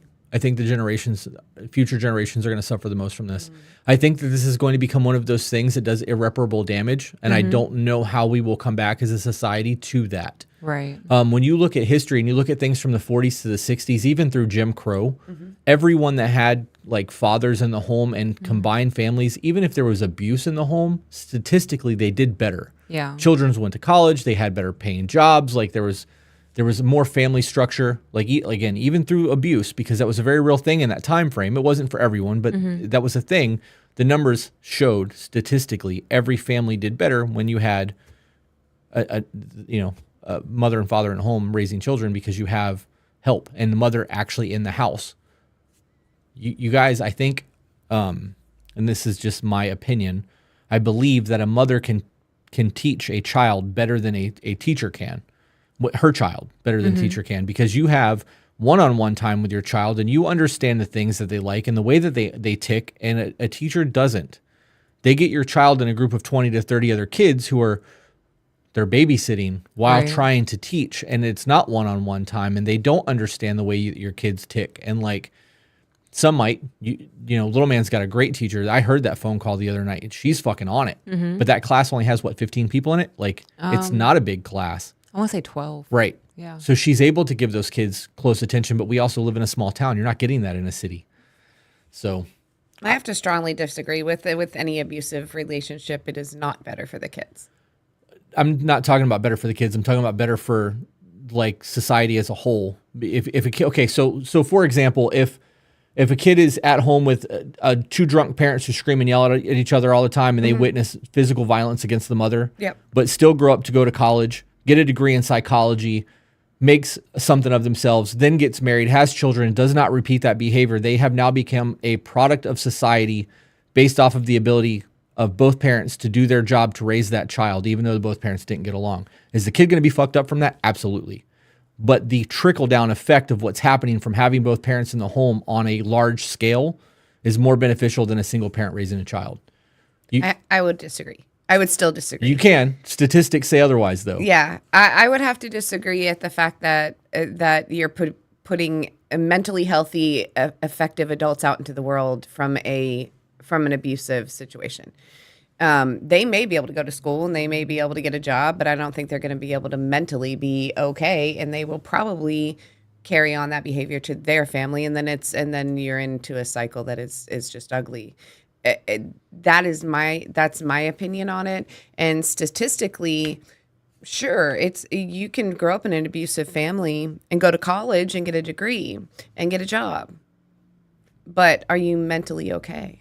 Probably not. Probably not. And if you want to check on the mental statistics of that, like, I think it might show something a little bit enlightening on their mental status and the mental status of people who are coming out of that versus and I haven't looked at it. I'm not saying I've looked at it. I'm just saying, like, it would be an interesting other way to that would actually be something good to look at, because we have looked at the statistics of what it looks like to not have both parents in the home for kids. And we've actually read those stats on a podcast. They're bad. I'm not condoning domestic violence in any way, shape, or form. I'm just saying that happened in the 40s, 50s, and 60s. And those kids were much better off than kids who are growing up now with a tablet as its teacher and go to your room, leave Those me alone, are called be seen, not silky heard. parents now. Called what? Silky parents. What does that mean? I don't restrict tablet time. They can eat as much sugar as they want to. I heard one mom say that her 2-year-old has 2 tablets and her 1-year-old has 1. I call that abuse. Yeah, I Not agree. silky. That's neglect. Yeah. 100%. But that's what they're calling it now. It's called being a silky mom. It's a lazy mom. Yeah. is what So it wait a is. minute now. When you hear silky, you think like Soft and luxury good, and luxury, sweet. right? Like, That's not what that kid's gonna have. yeah. Yeah. So I actually agree with you. I would imagine that those kids grow up fucked up, but I'm speaking more on the statistics of a whole because of what was going on in those homes in that time frame. Fathers were fucked up from war. They were alcoholics. There was always arguments. Parents didn't get along. I came from And a home divorce like was that. shunned. Right. Divorce was shunned. You just didn't do it. Right. So there was a lot of things in that home, but while the father was out working and doing what he was doing, the mom was still staying at home and helping kids, and that allowed, I mean, obviously we're still on the gold standard at the time. There's a whole lot of different things with our finances. The government hadn't racked up $33 trillion in debt. It made it a whole lot easier for parents to be single income. Yeah. And with the advent of feminism, because this is part of the discussion, when we were in World War II and we needed workers to do things because our country was at a standstill, we needed workers to make bombs and do the things that they were doing. Women went to work. Hence the Rosie Riveter thing. Like that was such a prevalent thing. When the government realized that we can get more tax dollars by both parents working, inflation started. They made it impossible for women to go back into the home and do that based off of the valuation of the dollar. That's a very different discussion, but I do believe that ties into the feminist aspect because that's when feminism hit its peak and everyone got what they wanted. I mean, obviously there were still struggles that needed to be hashed out, but that shit always takes time. The third part of the question is, has it created the red pill movement? Has feminism created the red pill movement? Yep. Of men hating women? Is that what we're talking about? I don't think the red pill movement is men hating women. Okay, then I define don't the red believe pill. that. When I think of the red pill movement, I think of men being tired of being told that they ain't shit, that we have no value, that we can't, express our emotions, or we're too masculine, toxic masculinity. Men are the fucking problem. We're all grapists. We're all predators. We're all this. We're all that. Yeah, we're the fucking I think problem. that feminism did do that, yeah. But I don't think that means that men hate women. I think that we're tired of the bullshit, and that's created the red pill movement. But that's Right. my Well, that's opinion. what a lot of people think of when they think of the red pill movement. They is think that men hating hate women? Yeah. Okay, so then let's just go with that. If Yeah, that's I the think case, women did that to themselves. Okay, why? I'm going to be an OnlyFans model. You just have to accept that. I'm not going to give you anything special to you because you're my man.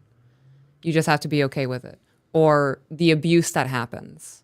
You can't touch me. You can't lay your hand on me, but I'm going to slice you from clavicle to clavicle. And when the cops show up, they're not going to believe you. Yeah, I'm gonna say you had me cornered. Yeah. There is an aspect of feminism now that is purely focusing on hating men. And that's the problem. I think that aspect of it, 100% you shot yourself in your own foot. Feminism used to be about we are women, we need to be treated like women. now we're focusing on equality, and men and women will never be equal because there are things that women need, like maternity leave, that men will never get. So how is that going to be equal? Because men can't have children; they don't give birth. They give them paternity leave now. Yeah, some countries are giving paternity Yeah. leave, but that increases in taxes. Right, So- but in America specifically, vast majority of companies don't Right. have that. So well, right, and that should be up to the company. right, but if we're pushing for equality of things, like that's one of those things that need to be pushed for equality, not for you to have the right to show your tits for money. What do you think? Do you think that feminism has created the red pill movement? I think there's so many different definitions of the red pill movement that it gets a little crazy. But So then, what is your definition of it before you answer? I had to Google it. Okay. I really had to Google it, but it seems like women are making men look toxically, like their masculinity is toxic to Like women. no, just being a man, just being a man is a problem in and of itself. Yes, and Like you having testosterone, the fact that you become angry as a man is a problem. You're not allowed to be angry, or you're a threat. yeah, I would have to agree that feminism did that, because what I think happened was it puts men in a position of, where am I? What it's got to be frustrating to. Anytime you act like a man, like traditionally like a man, you're called a misogynist. Really? Like, I would be angry. I just think feminists hate me. They really do. Oh, me too. They hate Yeah, me. I get called a right wing. Yep. And I just go, because I am the traditional, I will take care of you, you take care of me, and I will take care of you in all my feminine ways, and I need you to protect me, and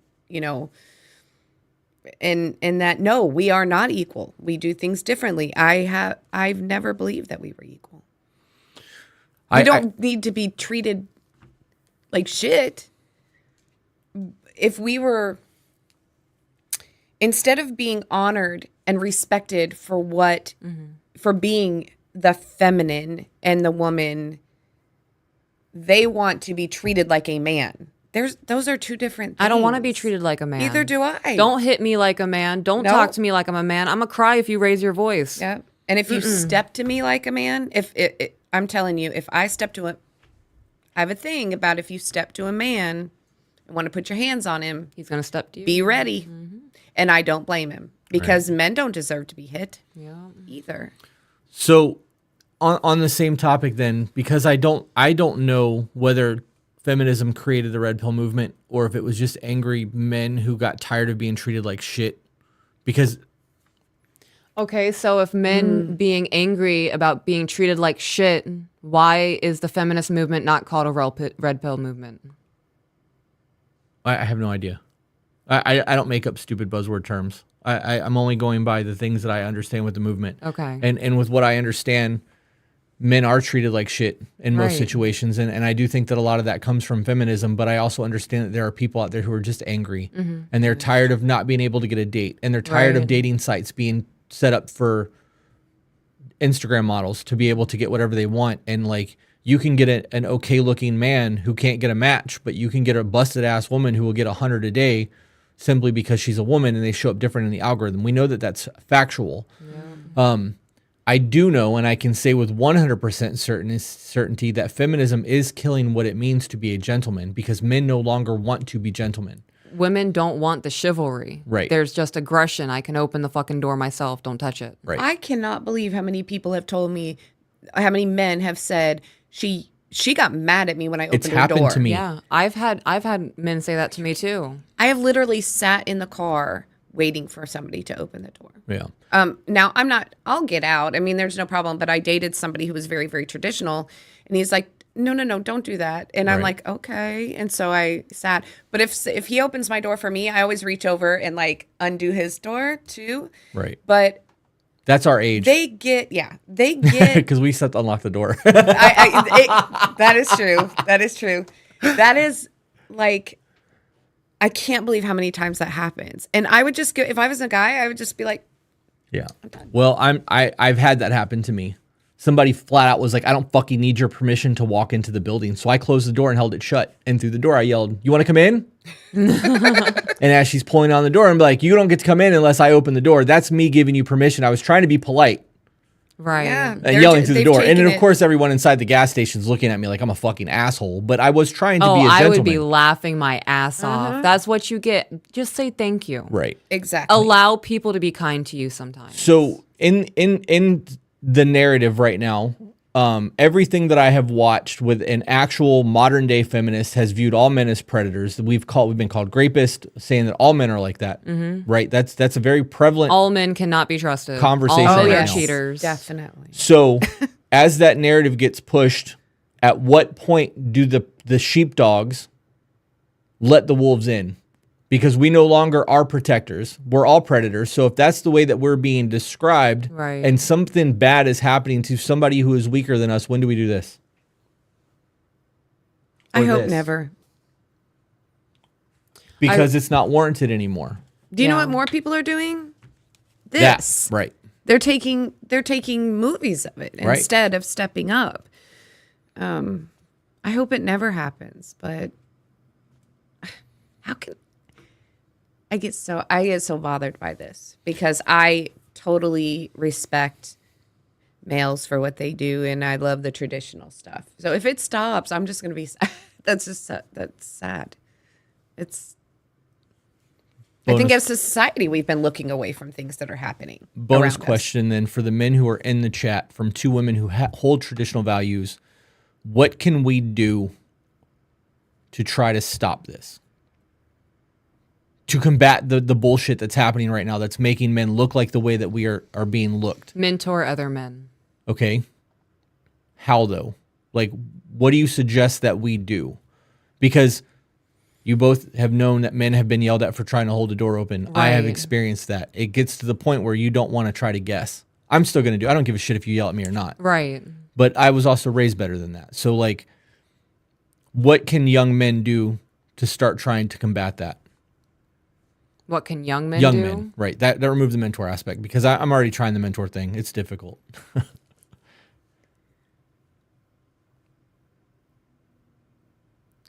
I want to say have grace while also having eyes like a hawk.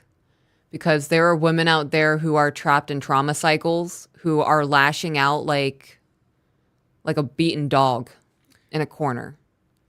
And then there are women out there who know how to manipulate and be vindictive to get what they want and then move on to the next guy.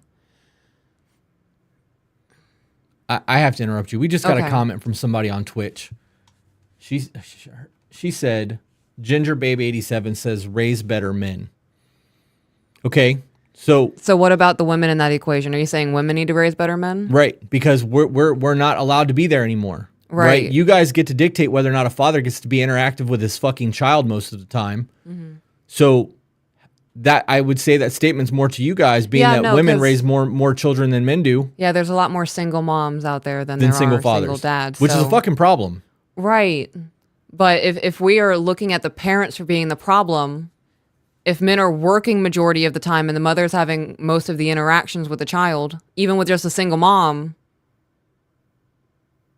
women need to be raising better men then. So what's the answer to that? How do women fix that problem then? Miss Chandler Bong said, keep each other accountable. I just have a really quick thing. I don't think it's about the men. I think it's about the women. Hold them accountable for their actions. Women like to blame men for all their issues. They like to blame men for their mistakes. They like to blame men for the fact that they haven't gotten over their trauma, that they're in a cycle of picking shitty men and making poor decisions, and then they want to turn around and say, or being not a good woman to their man, and it's always his fault. So I would say it starts with the women. It's not offensive for somebody to open a door for you. Right. It is not offensive to be in your feminine energy. It is not offensive for him to protect you. It's stop it. Like, I really don't think this is a guy problem. Yeah, she actually said that she agrees. Ginger said she agrees. Yeah. We have to wrap up. We have to read the super chats that were coming through, and then we got to get into our other live stream. So let me go over to the wrong chat, wrong window. So much going on, too many things. Do you want to read the supers? You want me to just blow through them, babe? You can just read them. All right. So I read the $100 super chat. So the next one was Angelic Apricity said, you guys have changed my mental thought process for the better. I love you guys. Thank you for giving me the tools to help myself and my communication with my boyfriend keep being better. I love that. Gianna Franklin said, it's not much. Just wanted to thank you for being so real and open with each other. It has been teaching me where I have let myself be used and where I need to change and be more understanding and open-minded. Love you both. Thank you for that. She then got early access, which will, depending on which early access she got, may have access to the live tonight. Starboy Bebop said, BPD girlfriend is overwhelmed with a lot of things going on and pushes you away and semi-ghosts you. How do you deal/react to that? She's never devalued me. Read Stop Walking on Eggshells. That is a book that is written for people who are in relationships with people who have borderline, and that will give you a whole lot of insight on how to understand what your woman's going through. That's an entire book that I'm not going to be able to give you just from a super chat. That's my answer to that, though. And then Heather wrote, imagine if we stopped concerning ourselves with the thoughts of those suppressing us. If we acted in a way that allowed expansion into the beyond, not inwards to a black hole. Stop imagining it, living it. Heather agreed that if we ever wrote a book, she would ghostwrite it. Oh, that's dope. That is dope. All right, guys, that's it. We're done for the night. We have a Patreon live that we got to do, and we have people that are waiting for that Zoom call, so that we are going to wrap this up, and we will see you guys on the next one. Meg, thank you so much for joining us. Thank you guys very much. Babe, I was going around. Well, actually, I had something I wanted to say. Okay, run it. Awesome. So I saw a comment in there, someone saying that men are the ones who are raising men to treat women like shit. Men have mommy issues. Men have... So if a boy grows up in a single mother household, that mother cannot relate to that son on a level that a father can. Right. So he's going through all of these changes with testosterone. He's going through all of these hierarchy exchanges with other boys that he's hanging out with. And all the mother can do is, I'm sorry you're going through that. Do you want to talk about your feelings? No, I don't want to talk about my feelings. How do I get Rick to stop kicking me in the dick every time I see him? Like, right. And how many of those boys in that social setting are also being raised by single mothers? Right. And it's just anger at that point because the mom can't understand on the level that that boy is going through because that mother's never experienced that. So single moms can 100% be turning out men who have issues with women because he felt unheard all through his childhood. It's like a Fight Club quote that I heard once. Yeah. We're a generation of boys being raised by women. Mm-hmm. So you're right in that. You're absolutely fucking right in that. And I'm willing to bet because we know that 1 in 4 children in America are in a single parent home and 85% of those homes are raised by women. What would that number be? That number of men raising young boys in a single parent household is very, very slim. And that number is growing because there's a lot more 50-50 states being had now. But that's, I guess, a discussion for the next one. So, all right, guys, we will see you on the next one. Bye, guys. Bye.